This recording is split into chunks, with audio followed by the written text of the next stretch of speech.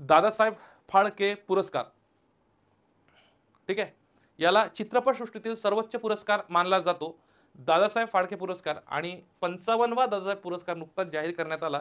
कोणाला मिळाला आहे ही सर्व डिटेल बाबू आपण बघणार आहोत. मल्याळम अभिनेते मोहनलाल यांना 2023चा, आता हा तुम्ही 2025चा समजू नका, आता मिळाला म्हणजे हा जुना तरी जुना असू शकतो, हा 55वा पुरस्कार 2023 सालचा आहे. दादासाहेब फाळके पुरस्कार लक्षात असू द्या, 2023चा 55व्या क्रमांकाचा पुरस्कार. आता लक्षात घ्या, राष्ट्रपती द्रौपदी मुर्मू यांनी मोहनलाल यांना सुवर्णकमळ आणि 15 लाख बक्षीस प्रदान केले दादासाहेब फाळके पुरस्काराचे. याच्या पहिले 10 लाख रुपये होते, हे लक्षात असू द्या.